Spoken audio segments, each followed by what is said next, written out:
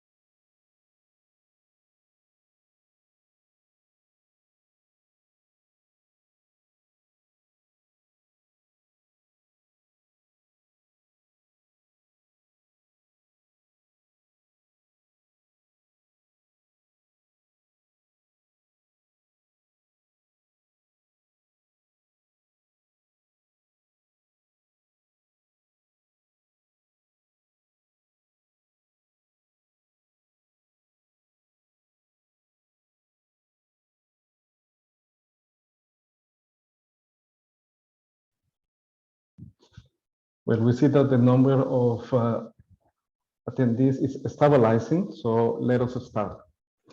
Good morning, good afternoon, wherever you are, and welcome to this virtual event to launch the report Innovation Outlook Renewable Ammonia. My name is Francisco Boschel, and I am an analyst at the International Renewable Energy Agency, IRENA, and it is my pleasure to be your host for today's session. This webinar is jointly organized by IRENA and the Ammonia Energy Association. And during the next hour, we will be discussing about the role of renewable ammonia in the global energy transition. Next slide, please. But before we kick off the agenda for today, let me quickly walk you through a few housekeeping items. All of you are muted and will remain so throughout the whole event. You can use the chat function to introduce yourself and let us know where you tune in and post any question you may have for the panelists. The slides and the recording of this event will be available in the IRENA's events webpage next week. And we encourage you all to tell us how we did at this webinar and how to improve. So please fill the survey that will be sent to you after the webinar. Next slide, please. So to start, it is my pleasure to introduce you to Mr. Dolph Gillen, Director of the IRENA's Innovation and Technology Center, and Mr. Trevor Brown, Executive Director of the Ammonia Energy Association, for their welcoming remarks. Without further delay, Dolph, the floor is yours. Yes, thank you very much, Francisco, and indeed, welcome everyone, and thank you very much for joining for this launch. To give you a little bit of context, our 1.5 degree pathway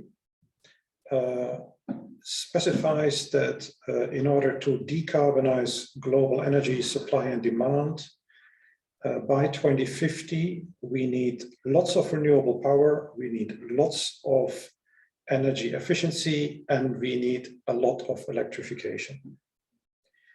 But direct electrification alone is not enough.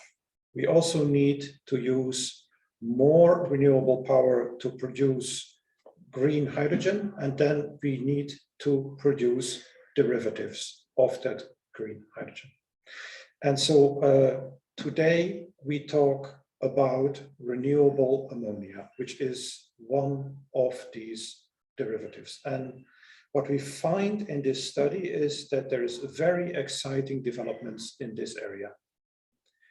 And we are beyond the R&D stage. You see that deployment really starts to ramp up.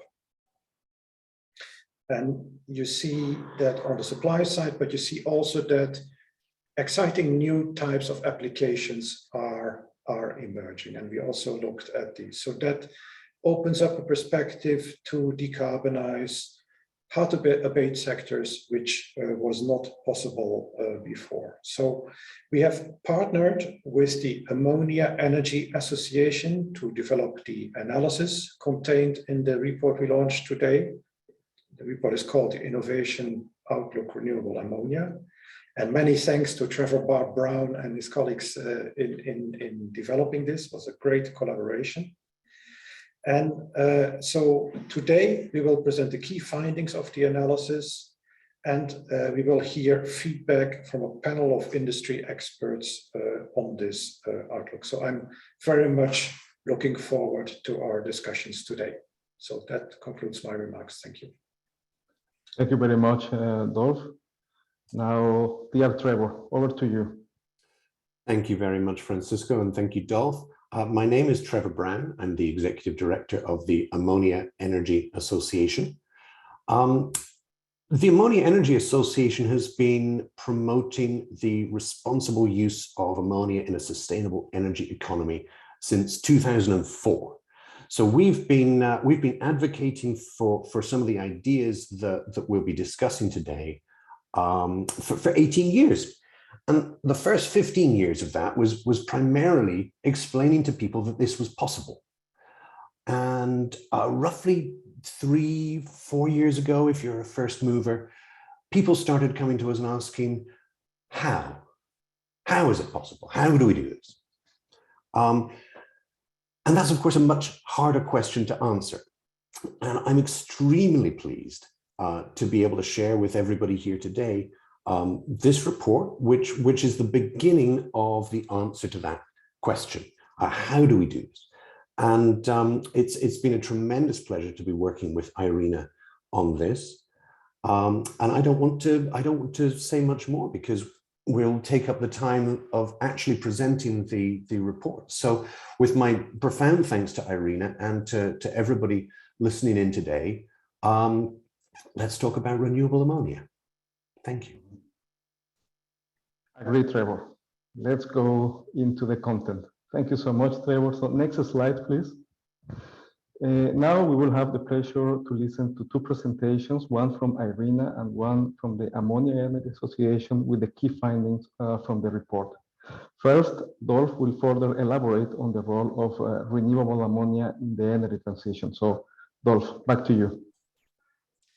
Yeah, thank you very much. And can we move to the next slide then? So, as I said, we look at this renewable ammonia from two perspectives. On the one hand, it's an opportunity to use a lot more renewable power, so to bring more renewables into the energy supply.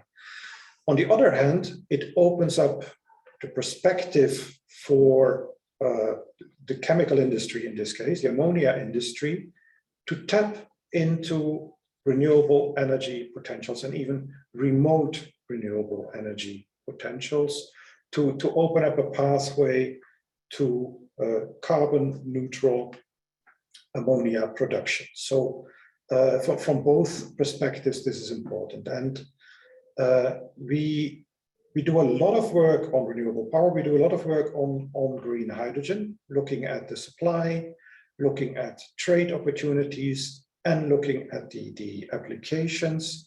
And also we look at what kind of, not only the technology and economics, but also what kind of enabling frameworks do you need to actually put all of this into practice. So I think most reports listed here are from the last 12 months. So it gives you a sense of how much attention there is from our 167 member countries to work on this.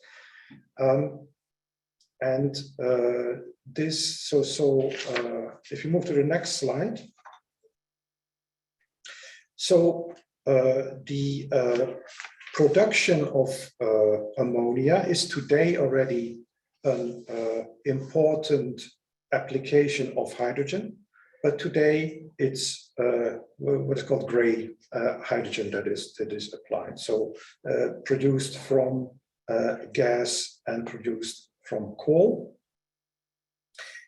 And going forward, that needs to change. We need clean ammonia. We need renewable ammonia going forward. And that will open up new types of applications. So if you look today, there is nearly 200 million tons of ammonia produced every year. And the bulk of that ammonia goes into ammonia fertilizer, nitrogen fertilizer. So that is the green part here at the bottom of this bar, of this graph. Going forward, there are new types of applications emerging, and they only apply to this clean ammonia. So there is a demand for clean shipping fuels, and renewable ammonia can play a key role as fuel for ocean-going vessels going forward. So that can become an important new market.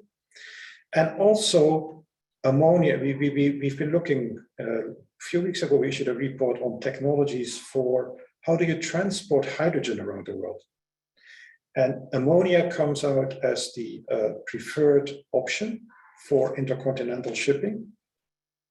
And that can become another important market. And so if you look at how these different market segments can develop, then total demand for ammonia can grow nearly fourfold to around 700 million tons by 2050. And of course, this fundamental shift then in the production technology. We see especially renewable ammonia as a key option going forward. And that's in the next slide. So here you see how we think that the production mix will change. We see also a role for fossil fuel-based ammonia production in combination with CO2 capture and storage. But we think, based on this new analysis, that the bulk of the production will shift to this renewable ammonia production from green hydrogen and from renewable power. There is around 10 CCS-based ammonia plants which have been announced. Around 5 of these are operational. The majority is for enhanced oil recovery, but there is more than 60 renewable ammonia plants which have been announced over the past 2 years. And based on analysis of the projects, we expect that based on today's knowledge, around 15 million tons of green ammonia will be operational by 2030. So we're not talking a 2050 type of solution here. We're talking something that will happen in the coming years. And that explains why there is so much excitement now around this new solution. Next one, please.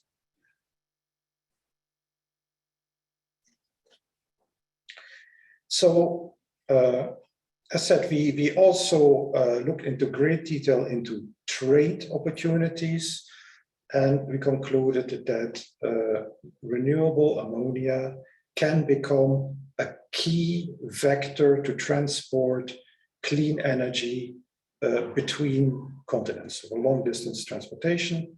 And that's also we have 3 reports on this. One was issued, as I mentioned, the technology report was issued 2 weeks ago. The assessment of the supply opportunities and the mapping of supply opportunities will be issued tomorrow, and then the full trade analysis probably next week. So key message from that analysis is about 1/3 of all hydrogen will be traded globally long term. Half of that will be shipped intercontinentally, and the majority of that intercontinental shipping will be ammonia based. Next slide, please. So one of the reasons why we think that renewable ammonia will take off is that we see a very rapid cost reduction. So it's a cost reduction in renewable power generation, it's a cost reduction for electrolyzers, it's a cost reduction in trade. And it's the combination of these three factors that makes renewable ammonia the most attractive option going forward. So this is also elaborated in detail in that report, why we think this is the case. So current fossil-based ammonia price, if you follow spot prices, is more than $1,000 per ton. So even today, the production cost for renewable ammonia can be at the level or even below the level of today's spot prices for conventional ammonia. So it gives you a sense of that also this competitiveness is not something of the future. We are at that moment today. And that will further improve going forward. Next slide, please. So all of this will not happen by itself.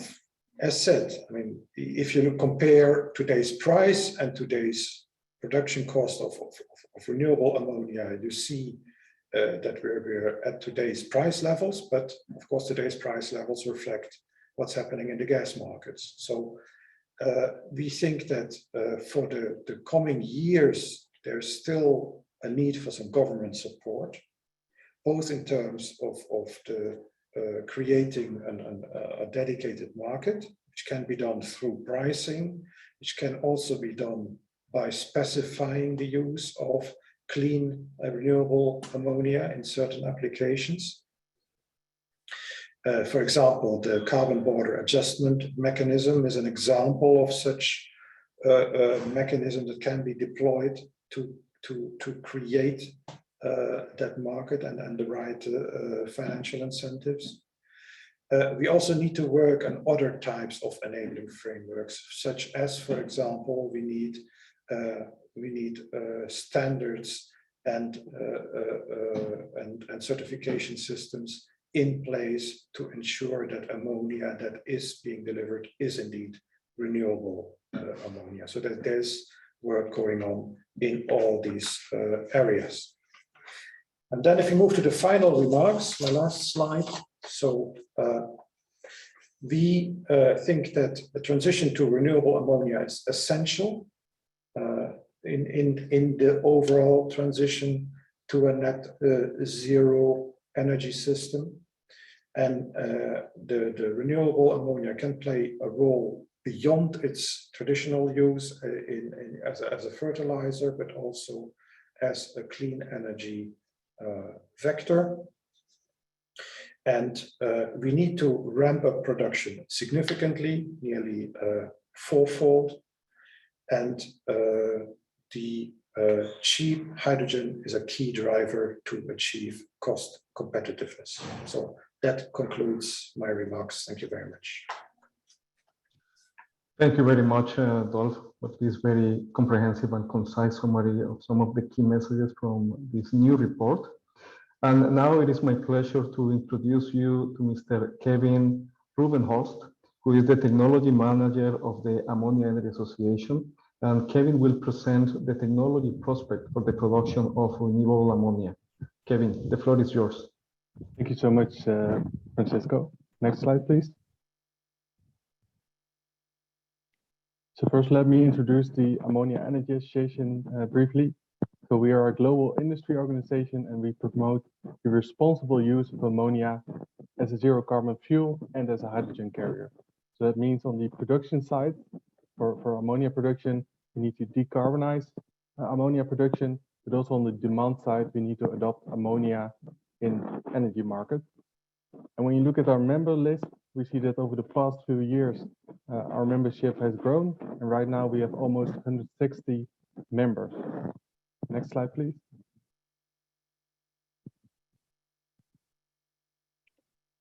So at the Ammonia Energy Association, we try to deliver on, and we try to provide value for our members.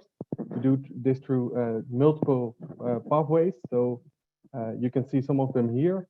So on the left-hand side, you see a low carbon ammonia certification scheme. So we try to develop a certification scheme such that trade of low carbon ammonia can be globally harmonized, and that it is transparent for all actors how this is calculated.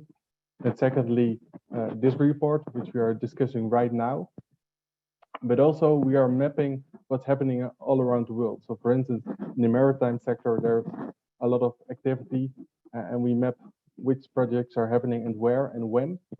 Similarly, the low carbon ammonia plants, we are also tracking them, both the fossil-based plants and the renewable ammonia plants.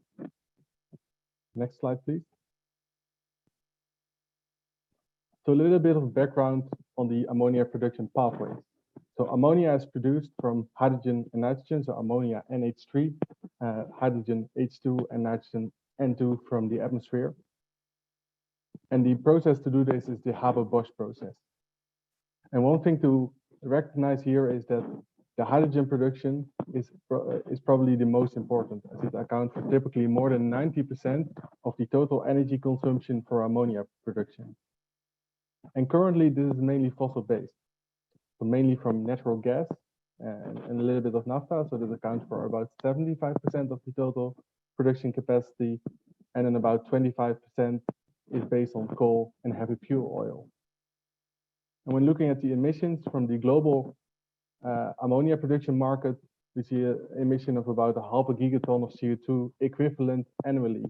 And this is around 1% of the global greenhouse gas emission. So that's quite a lot.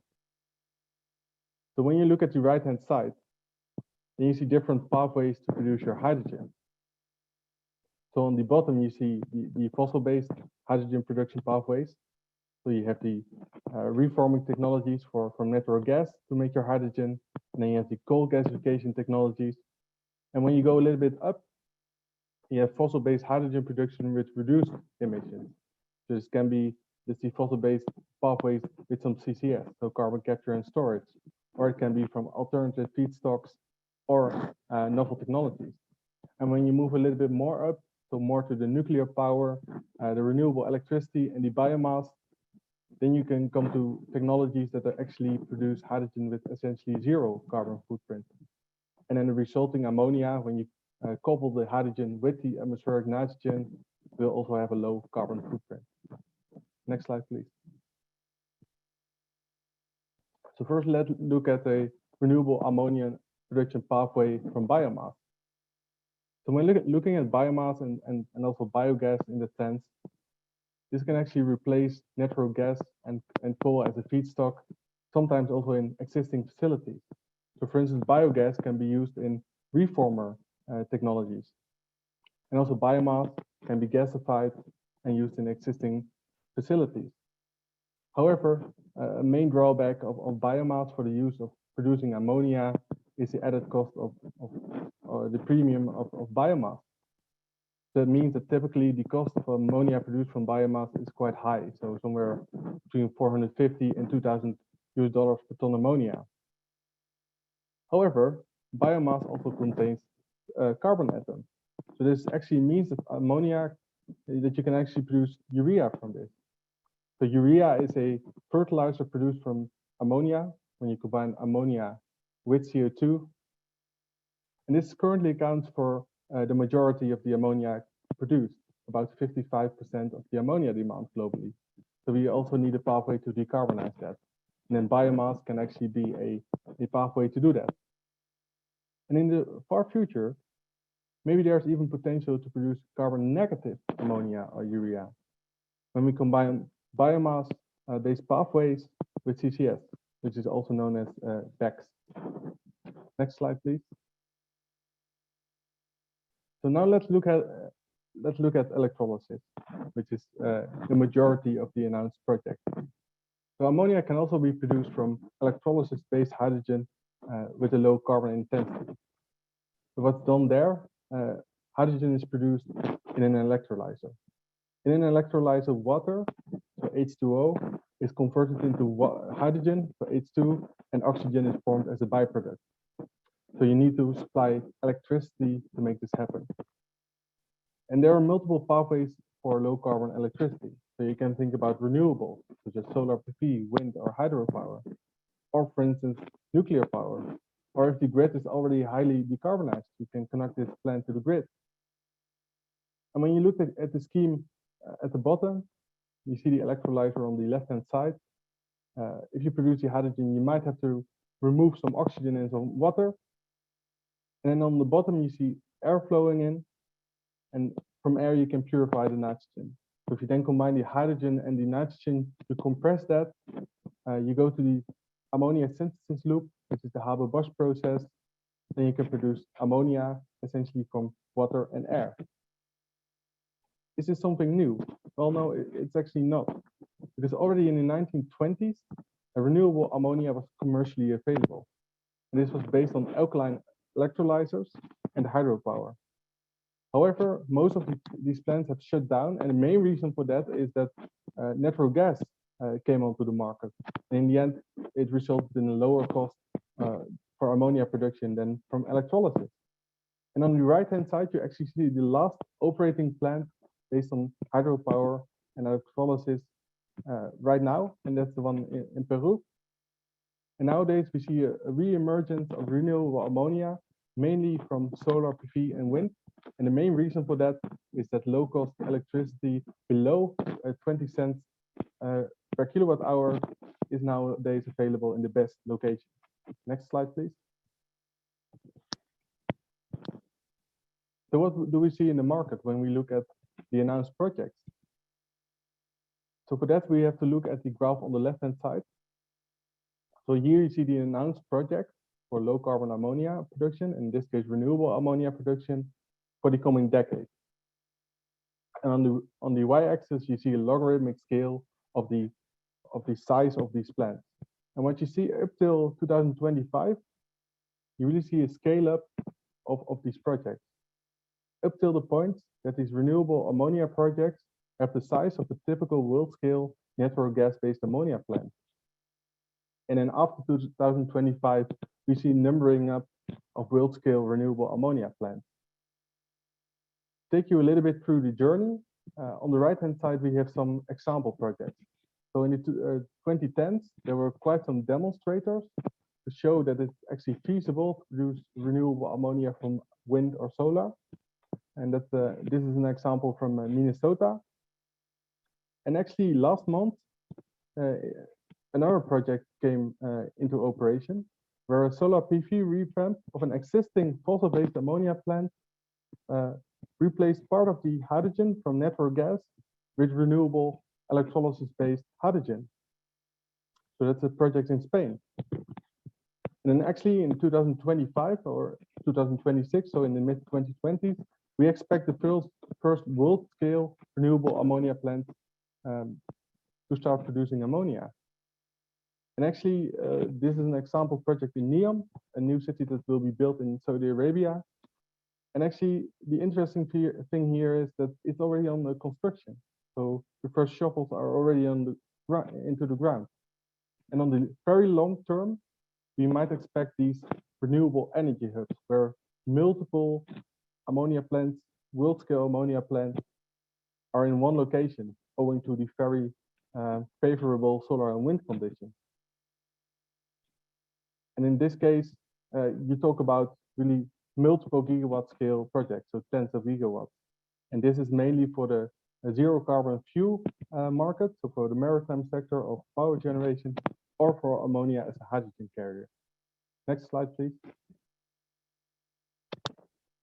But also on the demand side, you see that this 2025, 2026 is a very important moment. Because if you look at the graph at the bottom right, then you see, when you look at the coming 3 decades, then you see that beyond 2025, the shipping sector seems to take off. But also ammonia as a hydrogen carrier and also ammonia as a power generation and fuel, you see that this will also take off. And it's not only these big pictures that we are talking about with the projected demand based on various indicators, but also real projects happening. So we see that the maritime sector is very much looking into ammonia as well. And we see that, for instance, the two-stroke engines and the four-stroke engines fueled by ammonia will be ready around the mid-2020s. And also for power generation, by 2024, 20% ammonia co-firing in a gigawatt scale coal-fired power plant will happen. And not only the new markets will see developments for the use of renewable ammonia, but also in the existing markets, we see that already from 2023 onwards, we will see fossil-free fertilizers in Sweden. So it really shows that renewable ammonia is on the rise. Next slide, please. So to conclude, we see that the market for ammonia reaches about almost 700 megatons by 2050 in a 1.5 degree scenario. Almost 200 megatons of that go to the maritime sector. And to put that into perspective, this is more than the current demand for ammonia for fertilizers and for other current applications. But also we see an increased demand for power generation and for ammonia as a hydrogen carrier. So we expect that in the long term, ammonia will likely be the main commodity for transporting renewable energy between continents. So the industry is making a shift towards renewable ammonia production. About 15 megaton of ammonia production is already announced up till 2030, which is about 8% of the current market. And we see tens of projects being announced, and some of them are already operational, or they have reached final investment decision. And when looking at the total project pipeline, there's about 70 megaton of renewable ammonia being announced up to 2040. And it should be noted that every week we get new announcements. So this number is increasing as we speak. And when looking at this number of 71 megaton, this is about 10% of what would in total be needed to be operational by 2050. So this is a big challenge. However, we expect that renewable ammonia will dominate all new capacities after 2025. And when the first projects go into operation, we expect this growth to only accelerate. And with that, I would like to thank you for your attention. Thank you very much, Kevin. Excellent overview of what is actually happening already on the ground. As you said, this is not just a 2050 discussion. It is already happening now, as you mentioned already, more than 70 megatons of announced renewable ammonia production in the next 5 years. So without further delay, I would like to now move right into the panel discussion, and it is now my pleasure to introduce you to the moderator of the panel, Mr. Roland Roche, the Deputy Director of IRENA's Innovation and Technology Center. So, dear Roland, over to you. Thank you very much, Francisco, for the introduction. It is a pleasure for me today to moderate the webinar to launch the report, the Innovation Outlook for Renewable Ammonia. We have a very interesting panel here to discuss about the challenges and opportunities of renewable ammonia. I would like to ask now the panelists to switch on their cameras. First, I would like to introduce Alicia Eastman. Alicia is president and founder of Intercontinental Energy. Intercontinental Energy is a green fuels developer with a 200 gigawatt portfolio of upstream and wind and solar and downstream green hydrogen and ammonia project in coastal deserts. Alicia, are you online? Yes. We have also Ahmed Al-Hosi, he is Chief Executive Officer of OCI NV and Vertiglobe PLC. And we have the Executive Director of the Ammonia Energy Association that kind of opened also already this webinar, Trevor Brown. I would like to start and come directly to the questions. First, questions to you all. Are the findings presented from the report aligned with your perspectives of the ammonia sector, or is there anything that strikes you as particularly interesting? I would like to ask Alicia to come in first and speak on this. So are you seeing, what are your perspectives? Are these in line with the findings of the report? Thank you, Roland. Yeah, I would say in general, yes, I'm aligned with the report. There weren't any huge surprises, and that's probably because we helped work on it. So it's not that shocking. I do think when we come to the creating the enabling frameworks and the recommendations, there's an obvious emphasis on electrolyzers, also supply chain in general. But I think that one area that is not spoken about enough is PV, because that obviously we need to have renewables in just greater quantities than ever before to meet these targets of making renewable hydrogen and then ammonia. And the PV market is pretty much controlled by one country, which is planning to do a lot more of a lot more hydrogen. So having other countries produce PV, finding ways to produce PV with less metals that are becoming more and more expensive, I think this is a big area we also need to think about. But really, that's just I guess frosting on the on the cake of the framework that you have already provided. Thank you very much. So of course, the green ammonia production is inevitably important also for the renewable energy transition. The next, let's say, then we have Ahmed El-Houzi. How do you see the findings of the report, and do you see that there is something particularly interesting in the report that you would like to align here? No, I think interesting report. We have generally consistent views. I agree with Alicia. I think PV renewables and energy, it kind of goes with, without saying that there's going to be technology improvements on electrolysis, and we'll see how that kind of progresses over the next several years. But a big part of the cost is the cost of renewable energy, right? And the renewable energy delivered to the site. So transmission costs, metals involved, PV, wind, all of the above. I think a lot has to come together so that works.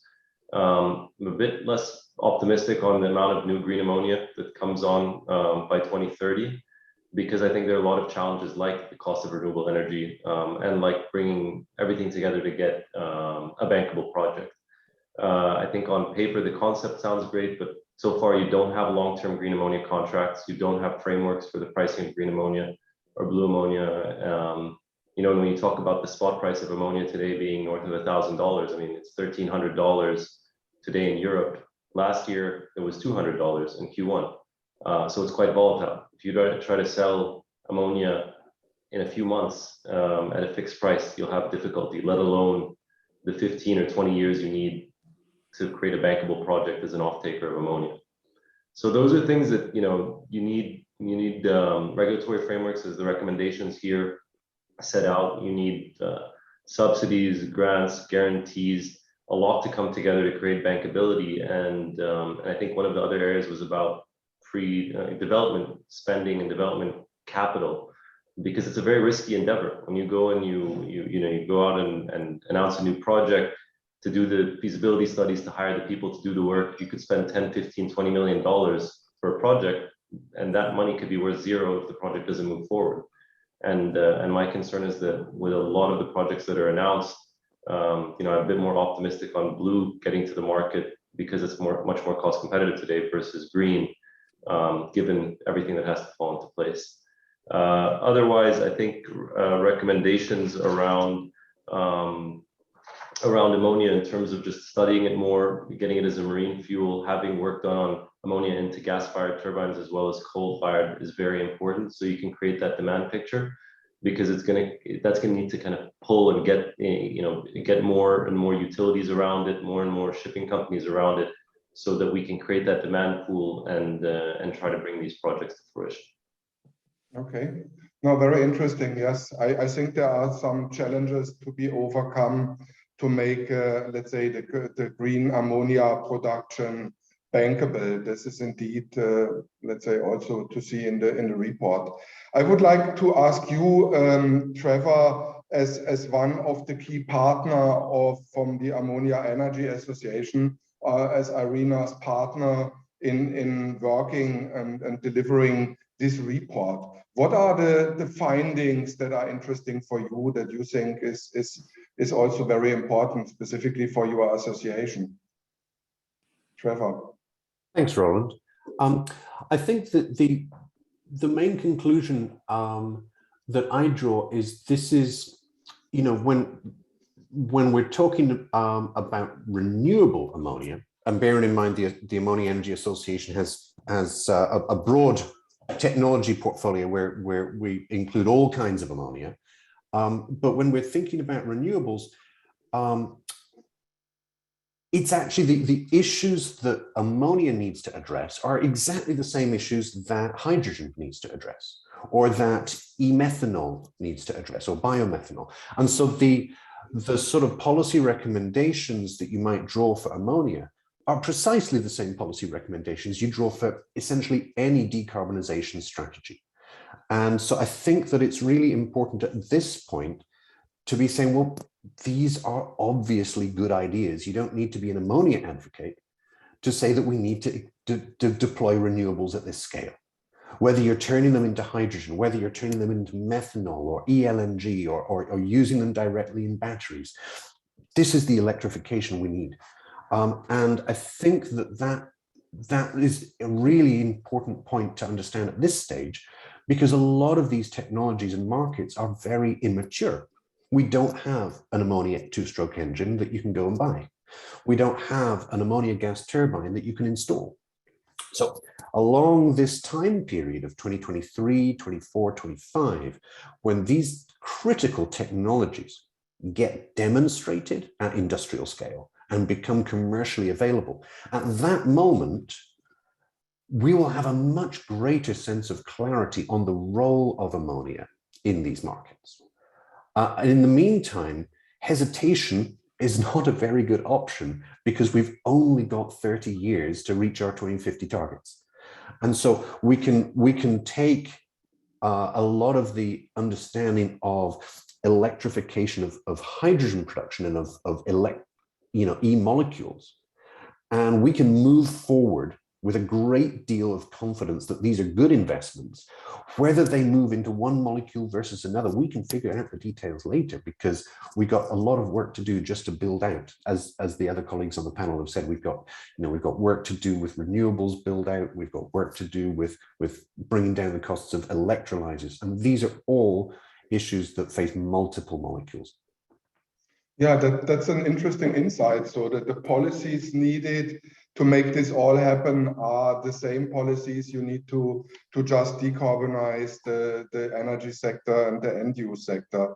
That's a very interesting finding. I would like to come back to Alicia again. So Intercontinental Energy is developing green ammonia projects in Australia and Oman. So the question is, what are the enabling framework that policymakers must create to facilitate global trade of green ammonia infrastructure, carbon content standards, and fast growth in demand? So that goes kind of back to this also what Trevor found as an important finding. So the decarbonization policies, please. Absolutely.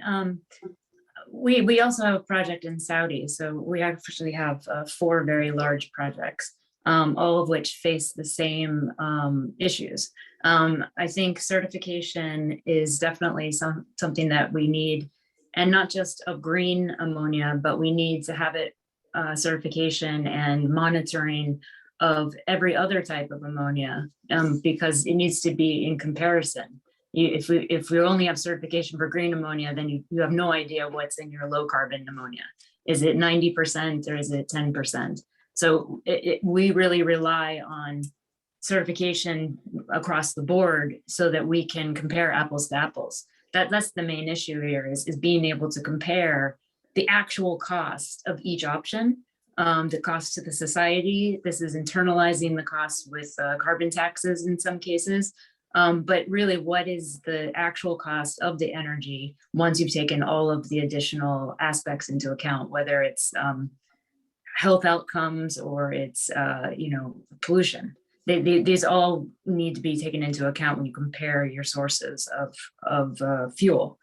I think in terms of infrastructure, port infrastructure is very important. We see ammonia being very strong in the marine sector and then also for co-firing in North Asia. In both cases, in all cases, they see it as a carrier. So it will be shipped. And so all of the ports need to make adjustments for that. And they've been very active, which is great. A number of ports have been super proactive. They are basically they are businesses and they want to attract companies to be in their ports. So they need to have things available that they need, which is green fuel, possibly large crackers if you want to go back from ammonia to hydrogen. I think that's something that a lot of ports are looking into. So quite a few things, pipelines, a lot of infrastructure that can be helpful to connect these resources like we have that are very, very inexpensive, but are somewhat isolated to areas that have a lot of demand, like Germany, industrial demand, or North Asia. One thing I would like to point out, just in response to what Ahmed said earlier, I don't think that the up and down price of ammonia is a negative for green ammonia. Showing that the price is, $1,200 now and it was $200 last year, that's really just reflecting what the problems are with fossil fuels, because that ammonia is tied to the fossil fuel that it's created from.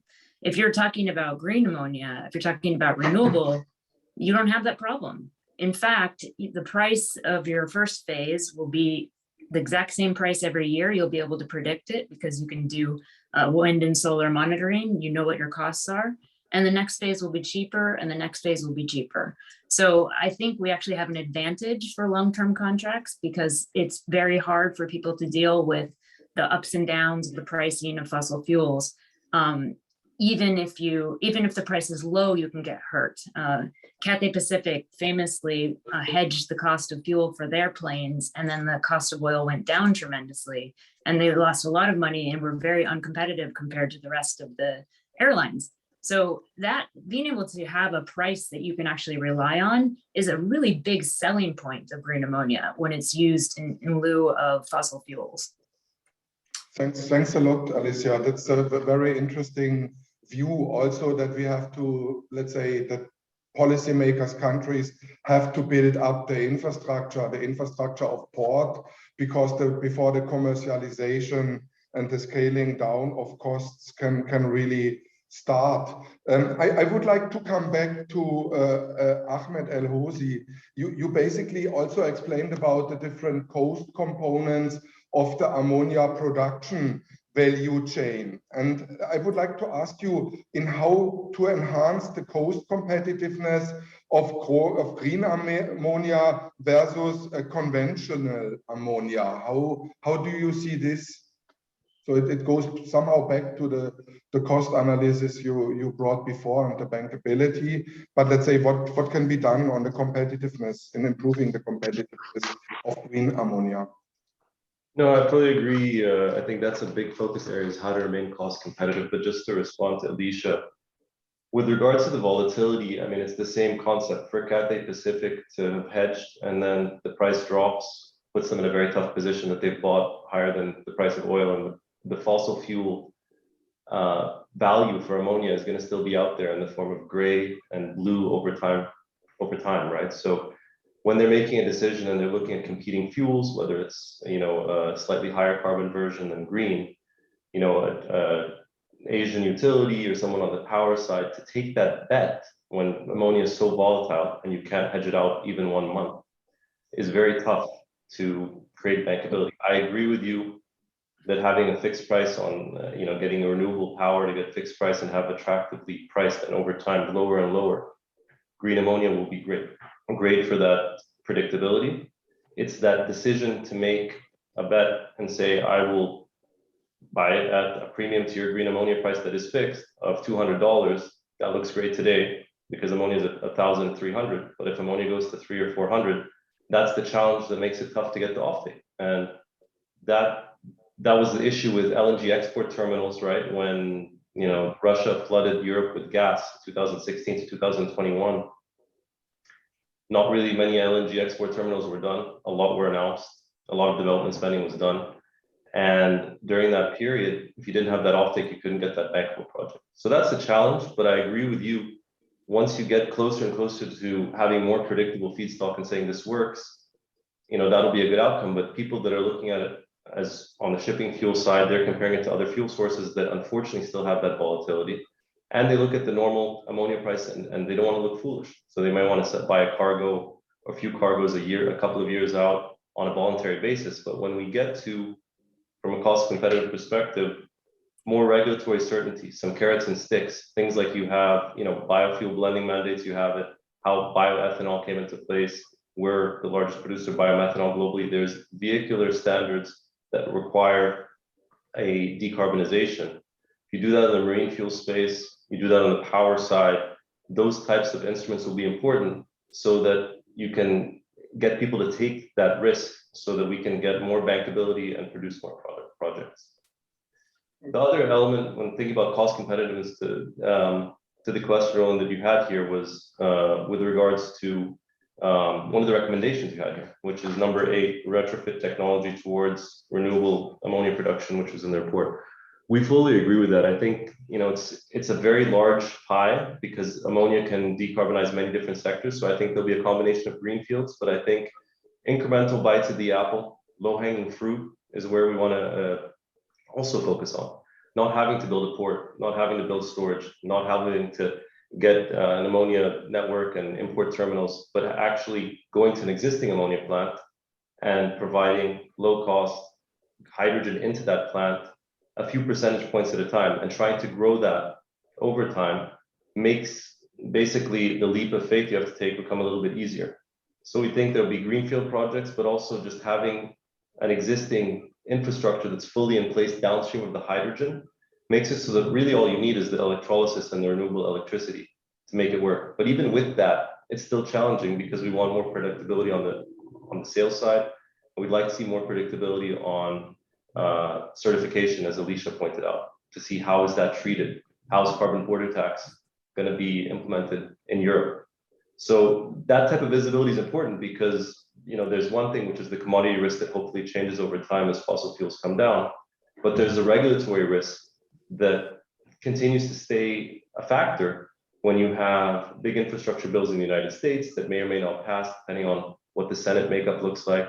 You have European countries that go in and out towards energy security versus energy transition, food security versus energy transition. So a lot of different competing points that I think need to have more clarity so that we can get to better cost competitiveness. And then lastly, I think one of the areas that I think the entire industry is facing challenges with is human resources. We must not forget, despite the scale of these projects, you need strong people to understand ammonia technology. You need business developers, salespeople, people to grow and create a market that doesn't exist today, which is a bit different than gray ammonia, but blue and green.